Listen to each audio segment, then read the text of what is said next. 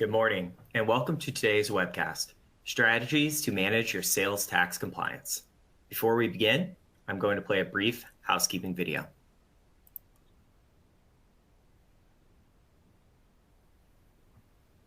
Welcome, and thanks for joining. We're pleased to present our continuing professional education webcast series.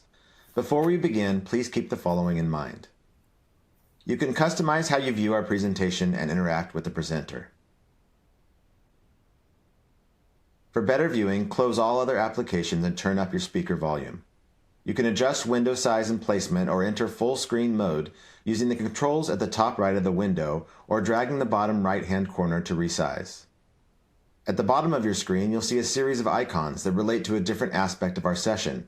You can download a PDF of today's slides from the Slide Deck and Handouts widget. You can ask questions by typing in the Q&A window and clicking Submit. We'll do our best to answer all questions or follow up via email. If you experience technical difficulty, refresh your browser by hitting the F5 key. Today's session offers 1 CPE credit. To receive credit, you must meet the National Association of State Boards of Accountancy requirements. You must attend at least 50 minutes of the session and respond to at least 75% of polling questions. To participate in the polls, please check the button next to your answer within the slide window and click Submit. We'll track your progress and alert you when you've earned CPE credit. You can then click the certificate icon in the CPE Progress widget and download your CPE certificate. Don't worry if you can't download your CPE certificate today. We'll email you a copy in 2 weeks. If attending this webcast in a group, you must complete our group CPE attendance sheet, available in our Slide Deck and Handouts widget to receive credit. Please have all group members sign it and send only 1 sheet per group. CPE credit can only be awarded to participants registered as themselves and isn't available for participants who view the on-demand version. This presentation is not legal, investment, or accounting advice. We encourage you to seek the counsel of a professional service provider to apply this content to your specific circumstances. And I'm pleased to introduce today's presenters for Moss Adams, Mo Huda, Senior Manager, and Haleigh Lyon, Senior Manager. Mo has provided sales and use tax consulting services since 1997. He routinely assists clients in various industries with a focus on sales and use tax compliance, tax technology-related initiatives, sales tax implications on mergers and acquisitions, voluntary disclosure programs, nexus, and taxable studies. Haleigh has worked in tax services since 2018. She helps clients navigate their sales and use tax compliance journey.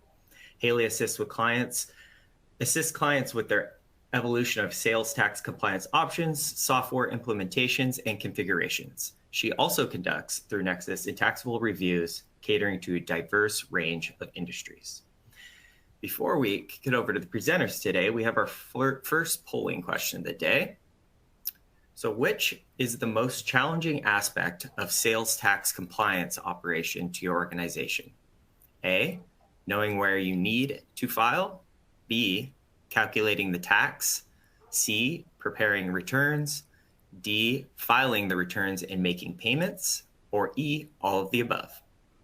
I'll give you about 20 to 30 seconds here to submit your answers for this polling question. You do so by selecting your answer and hitting the submit button.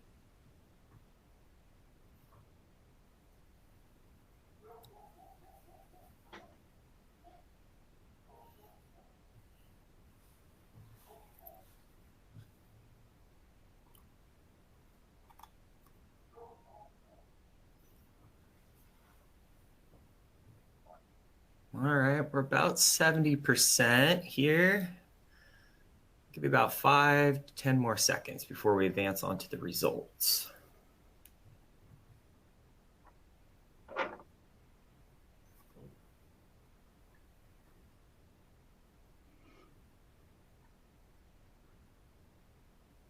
All right, here we go. We're going to advance on to the results here.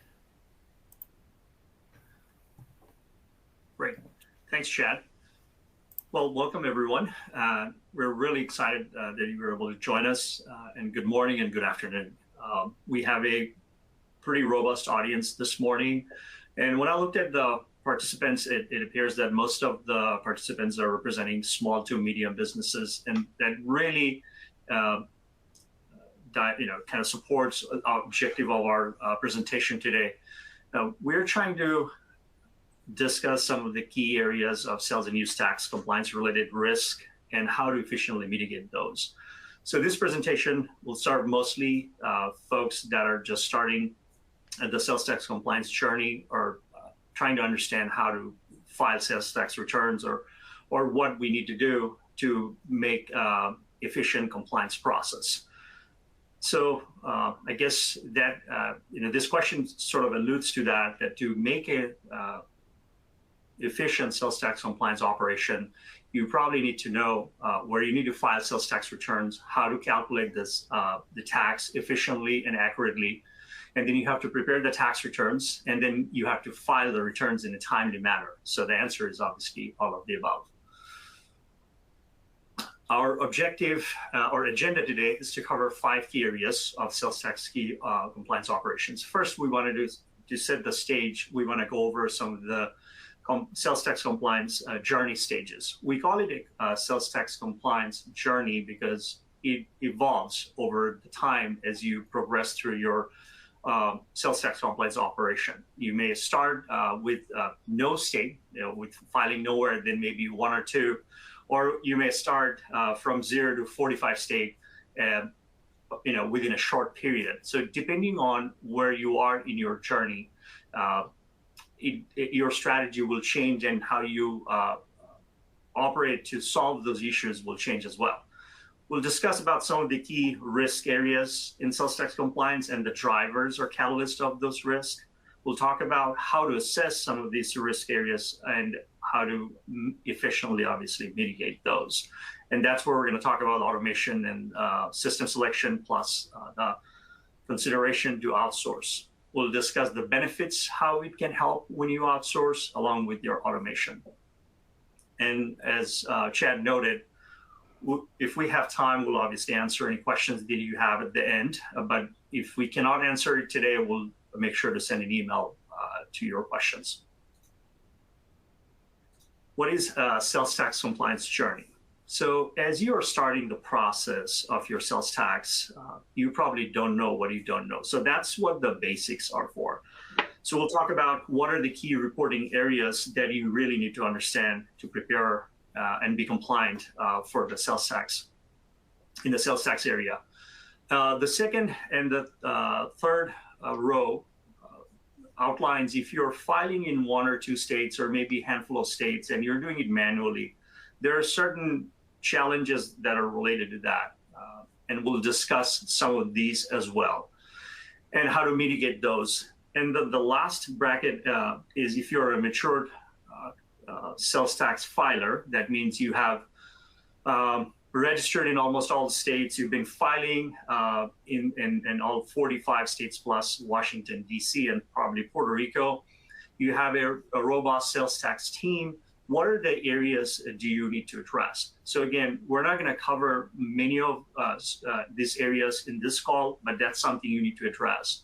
And some of those key areas when you're a mature filer are exemption certificate management, resale certificate management, audit defense mechanism. But if you have an automated solution and you have a robust process in place, probably those issues are addressed in a timely manner, and you have a least amount of audit risk or potential audit risk along the way.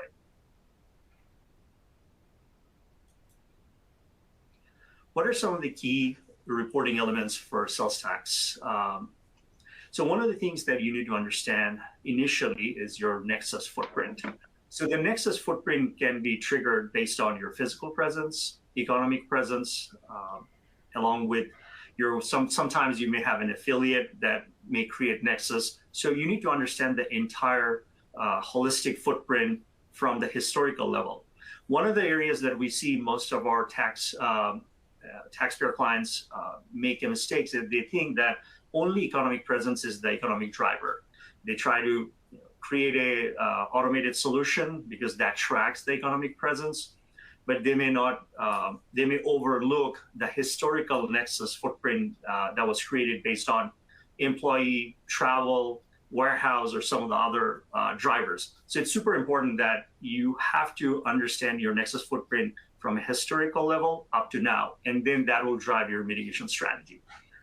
Taxability of your product is equally important. If you have Nexus and you don't have, your products are exempt, so then you may still have filing requirement, but the risk is potentially not as elevated.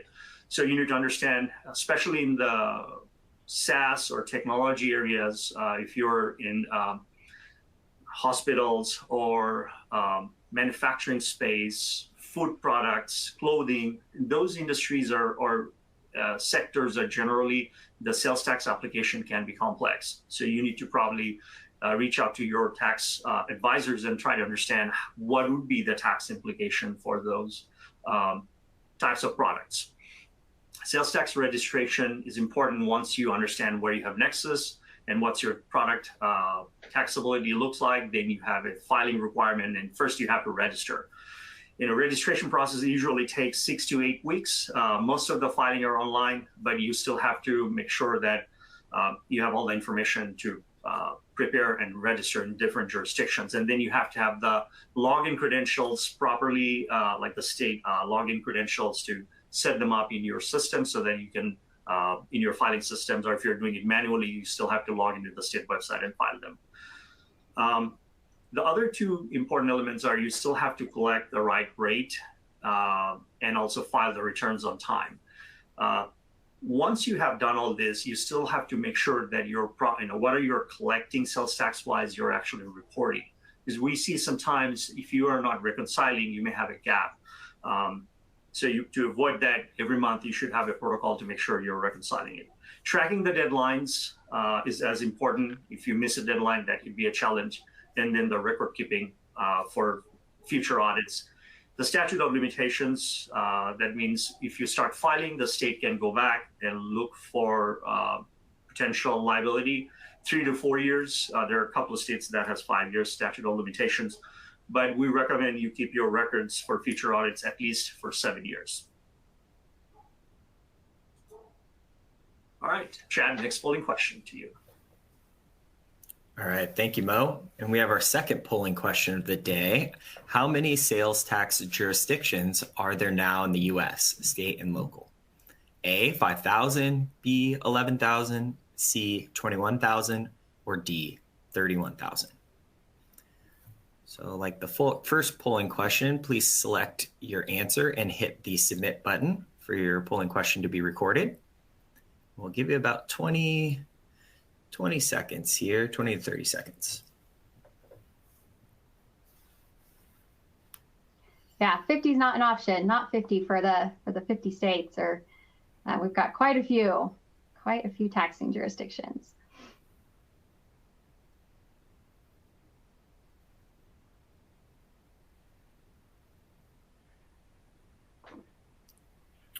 All right, we're about at the 80% mark here, so we'll give you about 5 to 10 more seconds.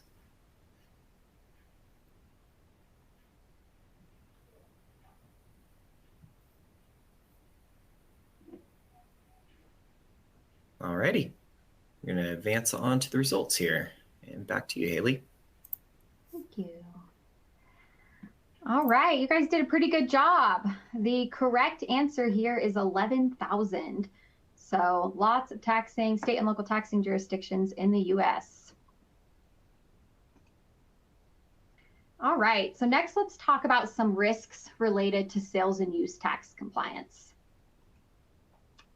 The biggest risk is over or under collecting sales and use tax. So this can happen if you do not have an understanding of your Nexus footprint or the applicability of tax to your revenue streams.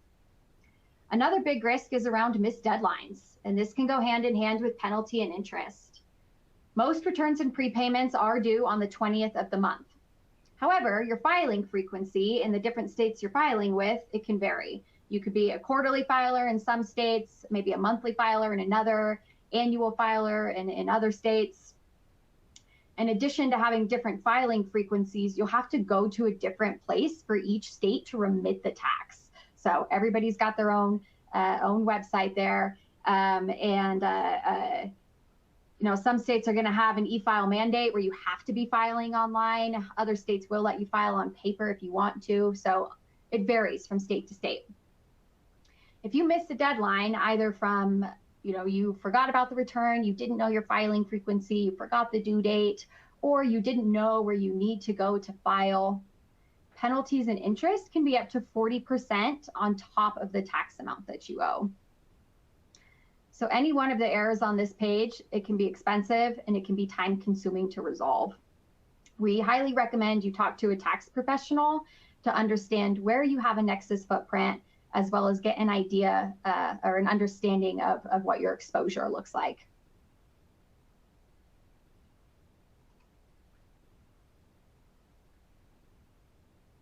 So what are some of the risk catalysts or drivers are? I mean, Haleigh pointed out some of the risk areas that exist in the compliance environment. So we talked about nexus and taxability determination are critical. The other part that's equally important is to, our drivers are manual tax calculations, because we see that if you have 3 different channels, you have web channel for B2C, you have a brick and mortar stores, or you have other B2B channel that's been reported in a different GL system. And so those fragmented tax drivers can generate complexity and error. Sourcing rule is always complex. Sales tax has different sourcing rules for local tax application. So as you know, most of the states are destination based. Those are fairly easy. That's where the products are shipped, our services are performed. The sales tax is applied both state and local based on that. However, Texas and California are hybrid. That means depending on where you're shipping from and how and where it's shipped to, the local tax application may vary. And some of the states are origin based. So even though you think you're collecting the right tax, the total right tax, your local tax may, can be have some challenges, or tax rate can have an error in it. So in a situation of a sales tax audit, if the sales are extrapolated, what we have seen, even a $5 tax error can extrapolate to $3,000, $5,000, $10,000, depending on the sample size and extrapolation factors. So those local tax application is equally important than the state tax rate. Currency of tax rates are important, 11,000 plus rates, different jurisdictions. The product codes can have different implications too, so that combination of varying rules can be daunting. Use tax can be a challenge for, especially in the manufacturing space, where you're purchasing a lot of manufacturing equipment, supplies, or in construction industry. So I think automating that area is super important when you're in those two industry group. Same with, and we talked about the partial exemptions in such as in California and then a couple other states that can make things complex. If you're manually preparing the returns using data, you may miss the credit carry forward. You may also miss the prepayment, application of prepayment. There are different sales tax forms that you have to consider depending on what type of seller you are in a jurisdiction. If you are just a remote seller, then the seller's use tax return potentially will apply. If you have a brick and mortar, if you have physical presence, it can be sales tax. If you are just reporting consumer use tax, or some states it's a vendor's use tax. So depending on what type of tax registration, sales tax registration or use tax registration you have done, you have to select the right forms. Manually tracking can be a challenge. And anyone here who has done any work in Illinois and Missouri, along with Colorado has gotten a little bit better with their SOTS system, but Missouri and Illinois still can be a challenge, where every time you have a new location, you have to add them manually, and that can add a lot of manual effort into the process. And then, when you're doing it manually, you can miss the payments, as we talked about. So these are all the different catalysts for sales tax errors in the compliance area. Okay, so we talked about the risks of non-compliance. The next step in the process is to determine what compliance option you want to use as a business. So a sales tax assessment is really a framework for determining what method of compliance makes the most sense for you. We've got three options up here. The first is manually calculating the tax and filing the returns yourself. The second is implementing a sales tax software, and these sales tax softwares have different products. They'll have or many of them have a product as we call the tax engine, which is what's calculating the sales tax based on where you're filing, who you're selling to, and the products and services you're selling. The second product is to manage exemption certificates for your exempt customers. And then the third product they might have is to help you file your tax returns. So three main products, I would say, with sales tax software providers. And then the third option for helping you manage your compliance is outsourcing the entire filing of the return process. So you've got a dedicated team there that does all of that for you. If you are in the early stages of your sales tax compliance journey and you're wanting to transition from either maybe not filing at all or manually filing to an automated solution, a sales tax assessment is a great opportunity to review what's going on at your business and what your options are for sales tax compliance.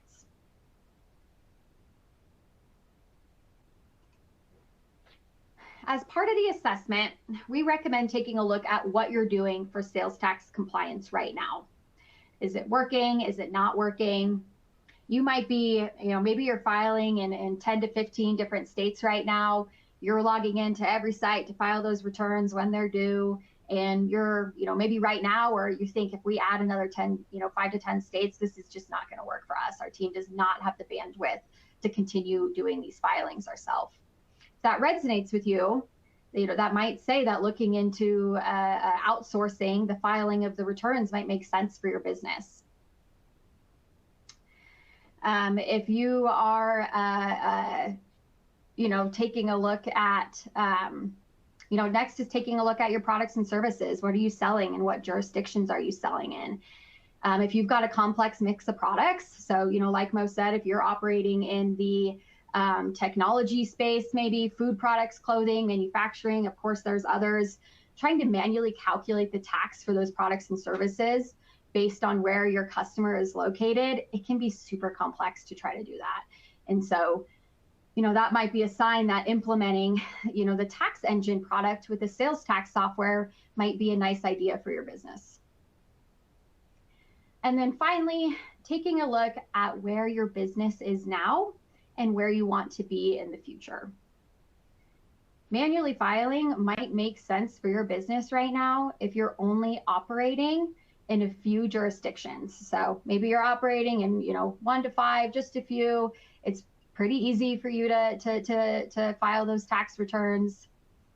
If you only have a couple products and services right now, it might be easy to calculate the tax on them. But as your business continues to grow, and maybe you've got some plans to really start to expand in the future, or you have some sort of bunch of new products that you're planning to sell, or you're looking at implementing a new B2C e-commerce platform that's just going to significantly increase your sales tax footprint.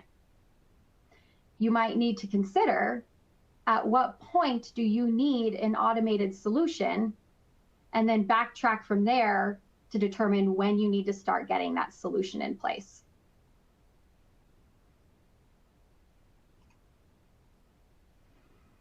So the outcomes of this assessment, after you've done your review and looked at your different options, you might decide that manually filing makes the most sense.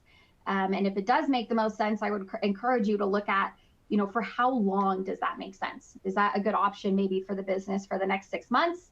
And then we need to look at getting an automated solution in place. If manually filing is not the right option for you, or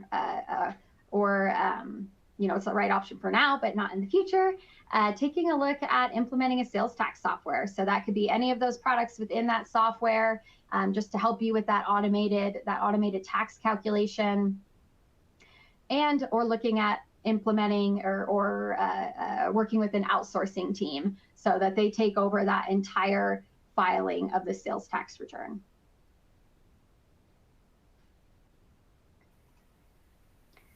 All right, Chad, we've got our next polling question.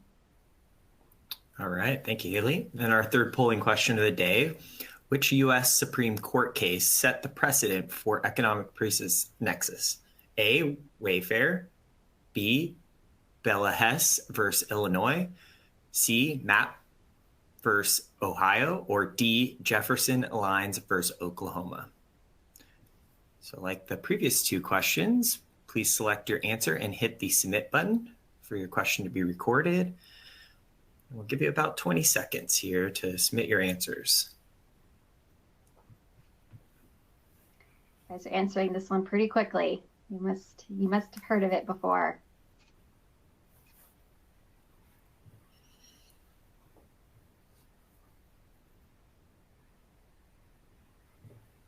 All right, we're about at 85%, so I'll give you about 5 to 10 more seconds to submit your answers.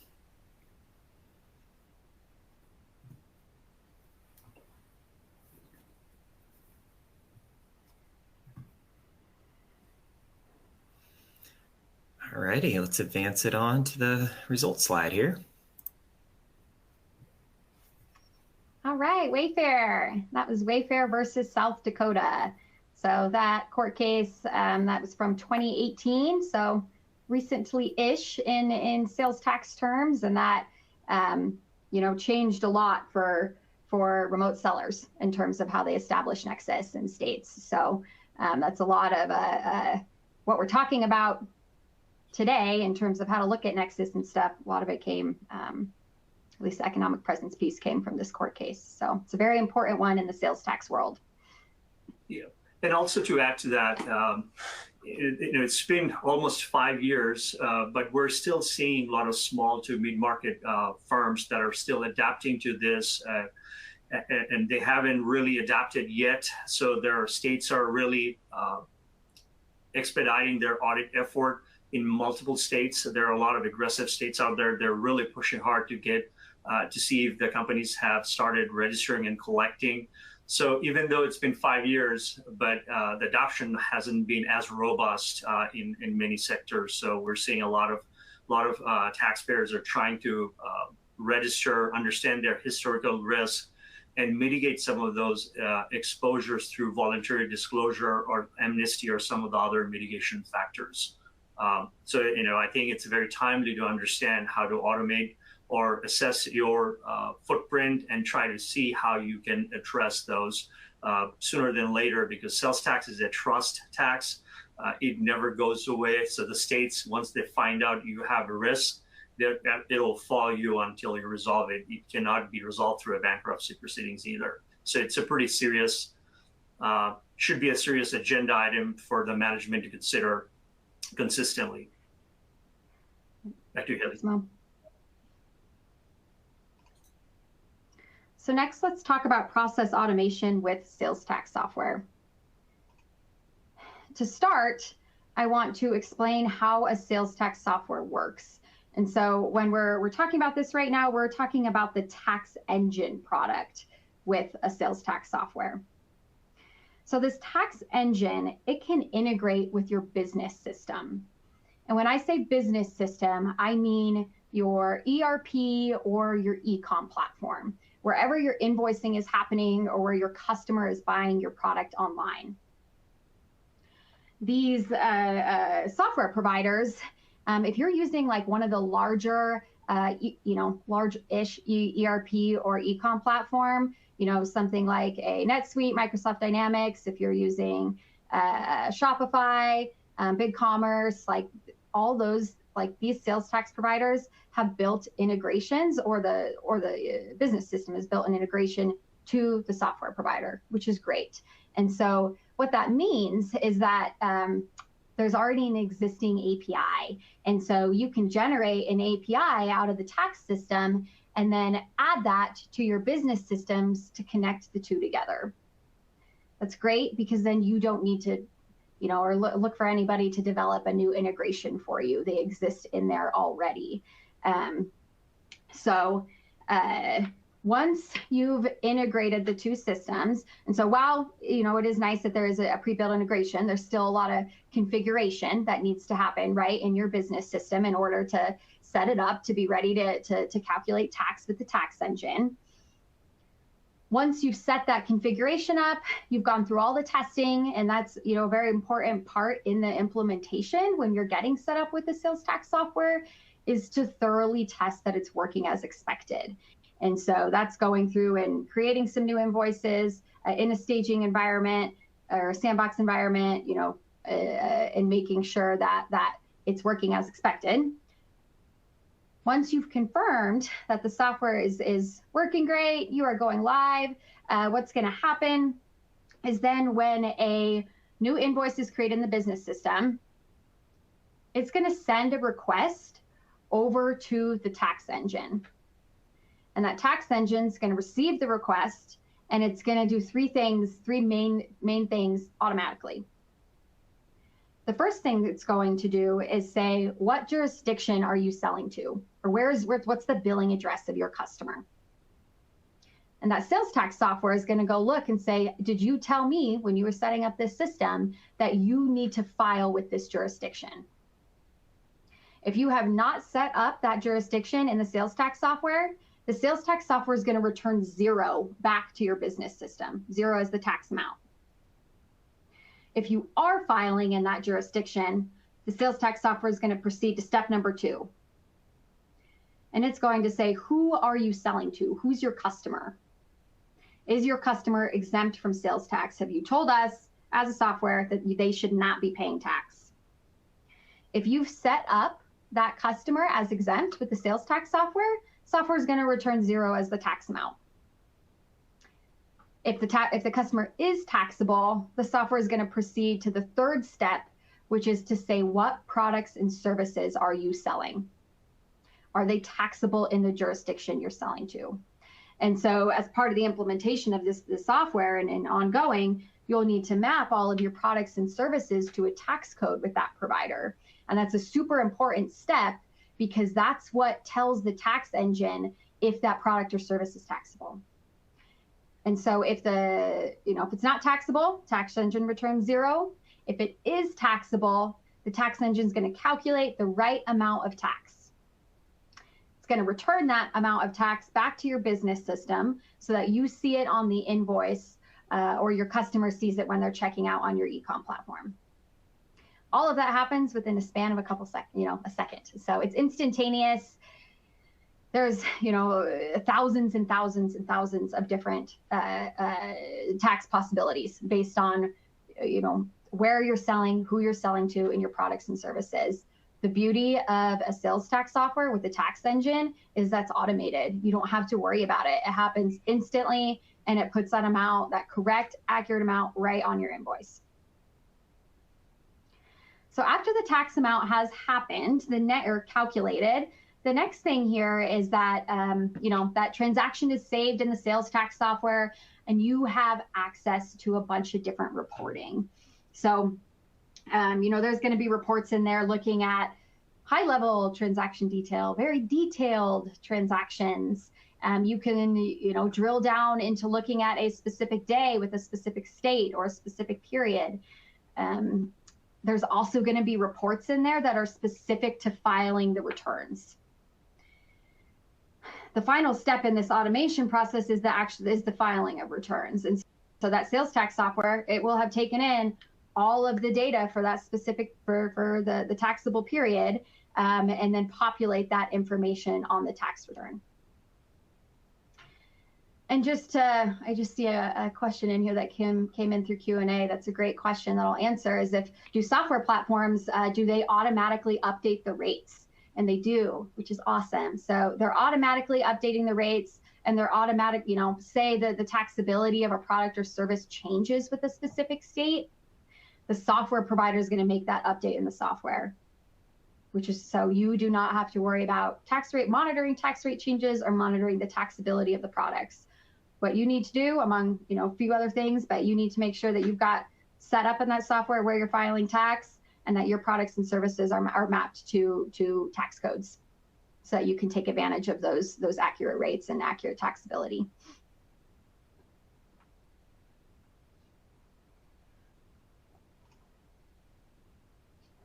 All right, so some of the benefits of an automated solution. There are numerous benefits. So the first one we just talked about is that tax calculation. Again, it is automated. It is happening. All those different scenarios are happening instantly when a new invoice is created or someone's buying a new product. It's that tax calculation is up to date. The products and service, the taxability of products and services you're selling is up to date. So it's just a huge headache saver, and you feel good about knowing that you've got an accurate tax amount showing up on the invoice. The next thing I want to point out is that many of these software providers, they have automated economic nexus monitoring. And so what that means is that there's usually a dashboard when you log into that software that says, hey, we see that you're not registered with this particular state. We also see that you have $85,000 in sales to this state, and the economic nexus threshold here is $100,000. So it'll flag that state for you and say, hey, you might want to think about registering with this particular state. One caveat there, though, is that the states are not, or that the software is not monitoring physical presence, and physical presence is, extremely important to take a look at. And so physical presence.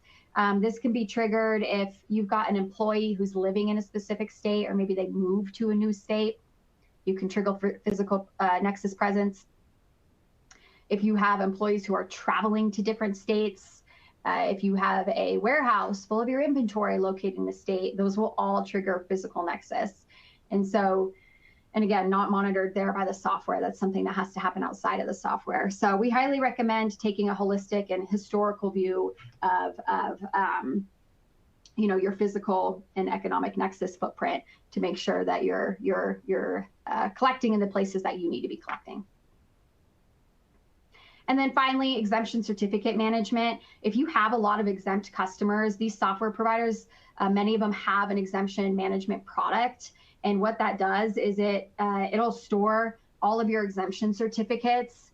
And you need to have a valid exemption certificate. If you're not charging your customer tax, these products will help make sure that it's valid. And then if you've got somebody whose certificate is expiring, these products can reach out to that customer to request an updated certificate. So that makes you feel really good about, you've got the documentation to prove on why you did not charge a customer tax.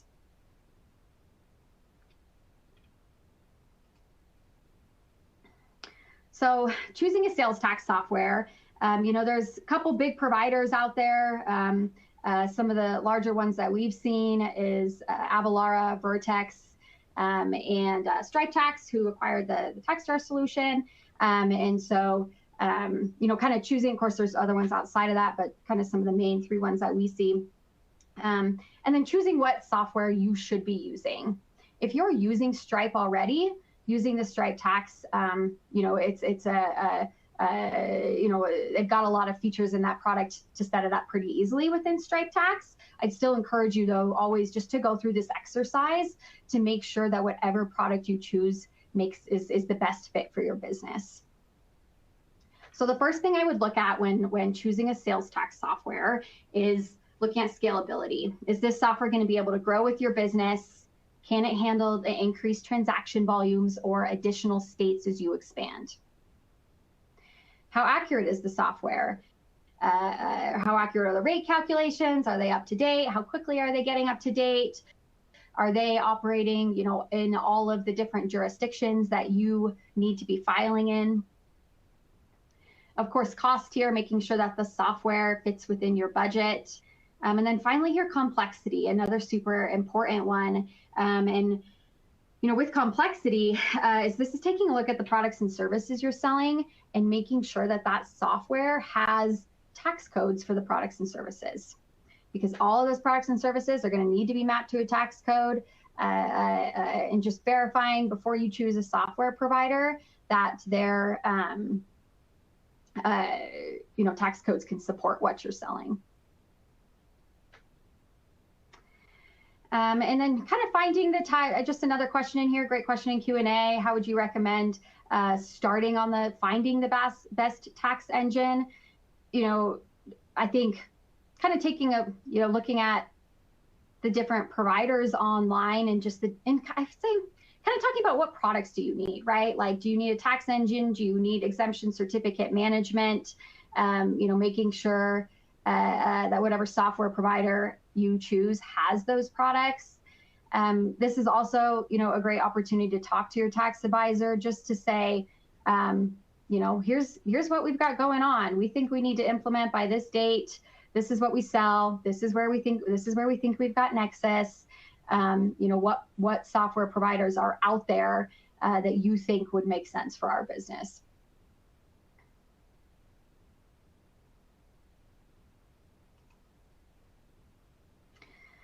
So a couple key considerations for automation.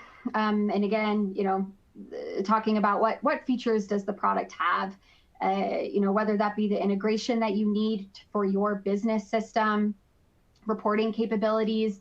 I would encourage you to take a look at what reports do you pull on a regular basis related to sales and use tax. And when you're talking to different software providers, they're all more than happy to, of course, give you a demo of their product. I would plan to come to that demo and say, hey, these are the reports that I like to run. What does this look like running in your system? How do I access these same reports? And then, of course, tax codes for those products and services that you sell would be important to ask on that product demo as well. In terms of the implementation, you can generally expect that it's going to take 4 to 8 weeks. I would say that this, it greatly varies depending on what products you're buying, right? Are you doing tax engine, exemption certificates and returns, or just one of those three? It also depends on how many states you're operating in and the number of products and services that you're selling. And those last two are especially important, just related to the time it takes to test. You will want to go through a testing, a quality assurance testing as part of the implementation. And the purpose of that is to make sure everything is configured correctly, both in your business system and in the software that you choose, and making sure that you're getting the expected results during that testing. So that can take longer if you're filing in more states with more products and services. After going live with a sales tax software, there are still some things that you will be responsible for as part of maintenance. So this is an automated solution in many ways, but still a couple things that you'll need to manage. So the first thing is, if you start selling any new products or services, you will need to map those products and services to a tax code. So whether you're doing the mapping in your business system or the mapping in your sales tax software, you'll need to choose a new tax code, map it, and like how we talked about with the different steps in the tax calculation that happens, that's the third and final step, and very important to make sure you're getting an accurate tax amount. Another thing you'll need to do is, if you register with a new state to start collecting with them, you do have to tell the sales tax software that it's time to start collecting there, that you're registered. So you'll charge into the sales tax software, say, hey, here's a new state I added, and here's the date that I need to start collecting from. And then finally, after the period has ended, it's time to file the tax returns. You will be responsible for reconciling the amount that's on the return to your business system, right? To make sure that you can tie the amounts on the tax return back to that system. That's especially important if you go through an audit, just to make sure that you can prove and say, hey, look, here's all the supporting detail behind my return. So how does automation work with outsourcing? We talked about just those, different products that can automate the tax calculation piece. And so tax calculation happens. We've got those reports that have all of the data. At that point, the return preparation can happen with either working with a software provider with the product, or you're really outsourcing the entire thing to a CPA firm to help you file those returns. So with that, I'll pass it back to Mo, and he'll talk a little bit more about outsourcing. Oh, not for our first poll. Back to you, Chad.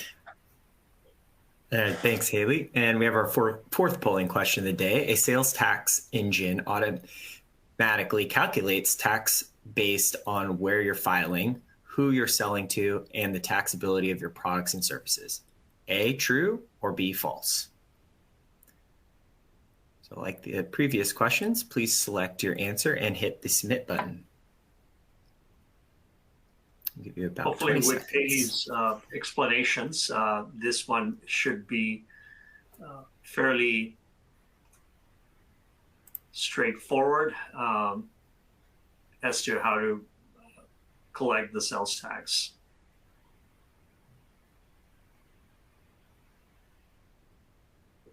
All right, we'll give about 5 to 10 more seconds here to submit your answers.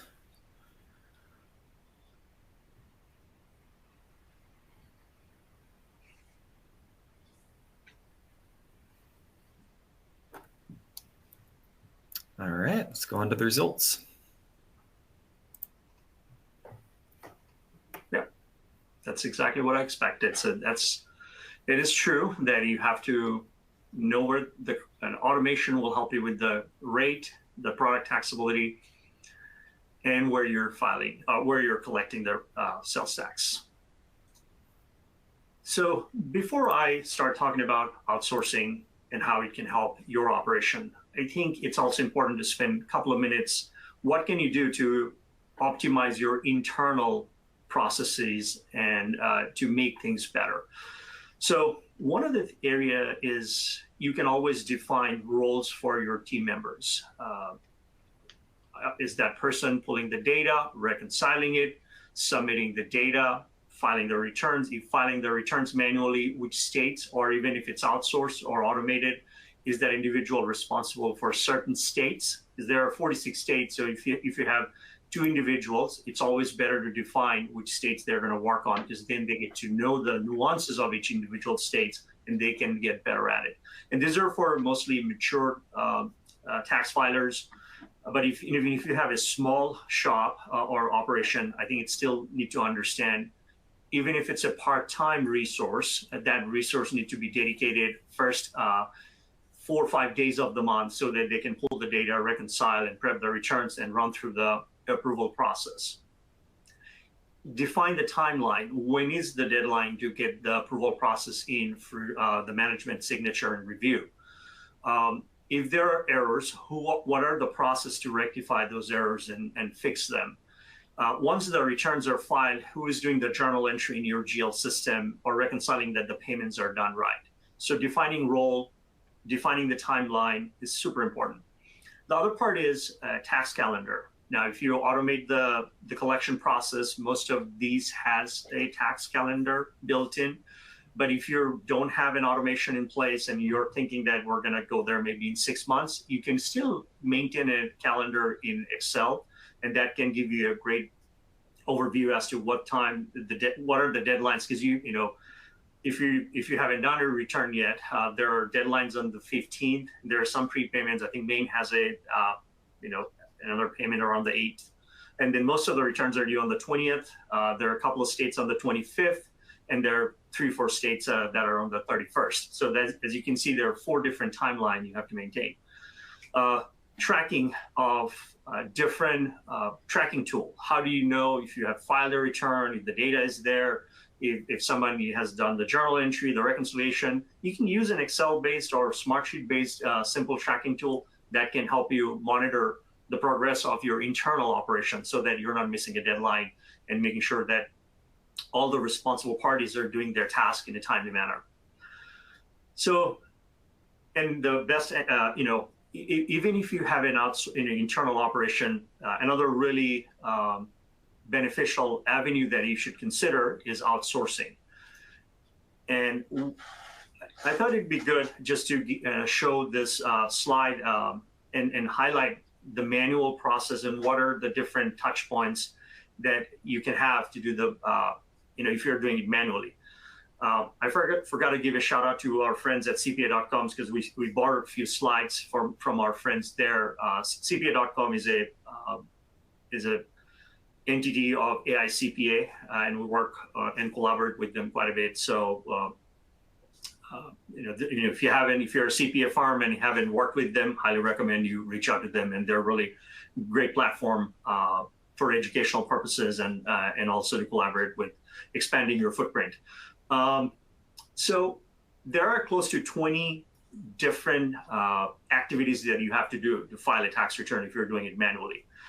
Getting the data, and if it's multiple system, then it's a multiple touch points.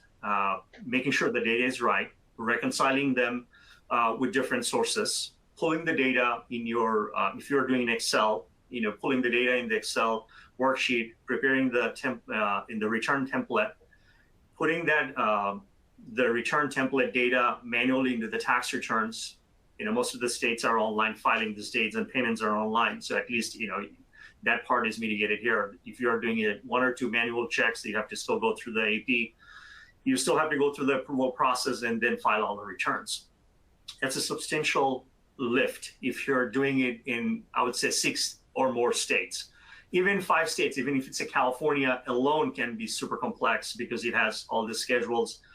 It can take hours, and you have a chance to miss those hybrid sourcing rule. Supporting all the schedules can be a challenge.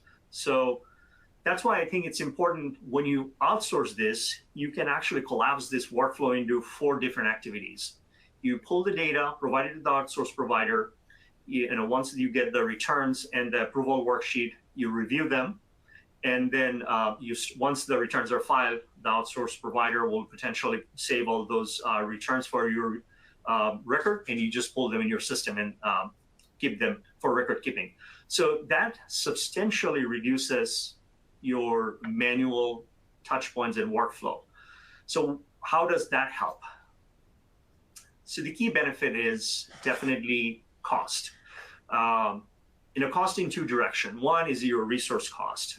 If the person is 40 to 50% of the time or 100% of the time doing this manual lift, you would see generally that you can bring savings instantly. Late filing, potential late filing related costs can be avoided. You can also have the resource focus on other activities that are more geared towards value-added functions, i.e. planning, audit support, working with the sales teams or internal stakeholders to educate them on various moving parts on sales tax. So an exemption or resale certificate updates or collection so that your risk is mitigated upfront instead of constantly reacting to the issue. Use tax review. One of the questions we have, does your all those automated solutions solve the use tax calculation? They do, but it still requires a little bit of lift. You have to manually, I think most of the software, at least Vertex and Avalara, they have use tax solutions. You can still automate them, but you have to map them properly. So recommend you work with your sales tax consultant or provider to solve that issue. Notice resolutions. Most of the outsourced providers will handle or manage the notices to the extent they file the tax returns. So as you can see, there are overarching benefit by shifting to an outsourcing model. And you don't have to fully outsource it. You can co-source it. That means you're still managing the data part, reconciliation part, the reviewing part, but shifting the actual filing and preparation of the returns and the payment of the return to the outsource provider. What are the key benefits of outsourcing specifically to a CPA firm or professional firm that just focus on the outsourcing model? And then one of the key benefits is that you have a dedicated extension of your team, a dedicated team that is extension of your current team. So you can call them, reach out to them, they will answer your questions, they will work with you on a regular basis to make sure they understand your data, your product, your team, your dynamics. Every company has their own sort of pressure points. And so most of the providers will try to work around that.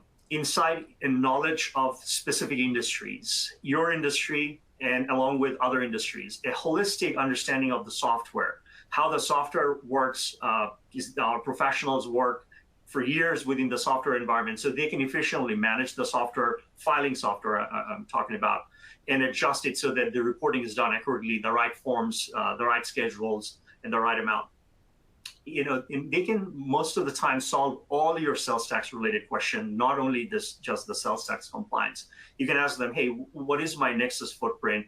If I'm expanding, how would I solve this? My product is expanding and I need to address that. I'm selling my company. You've been filing my returns, but can you help me with M&A or mergers and acquisitions related activities? Can you position me when the buy side comes and asks me all the questions? Can you help me answer some of those questions?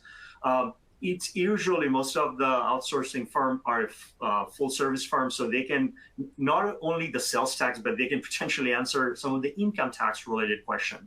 So CPA firms or outsourced professional firms tangibly bring a lot of value that you should definitely consider. This is just an overview of the data flow, how the data usually flows if we're outsourcing. The good news is that most of the outsourcing firms are data agnostic. We can pick data from any resource and plug them into their software solution and then file the returns.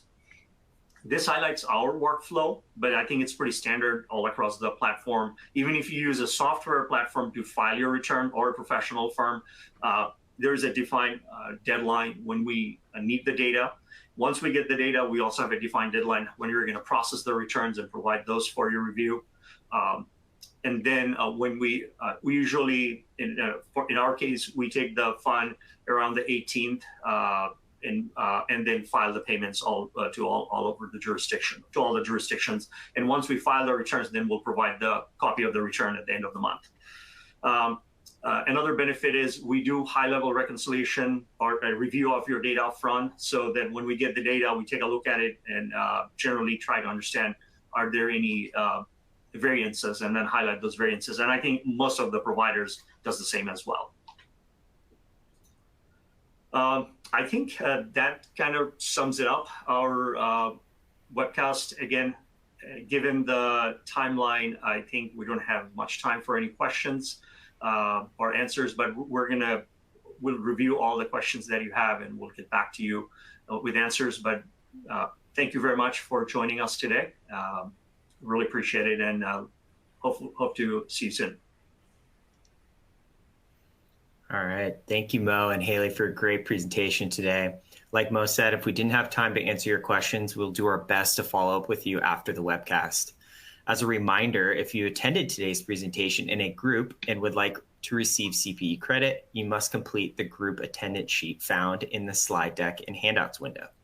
If you participated as an individual and met all certification requirements, your certification is available for download now in the CPE progress window. I'll keep the webcast open for a few minutes to give you time to download your CPE certificate.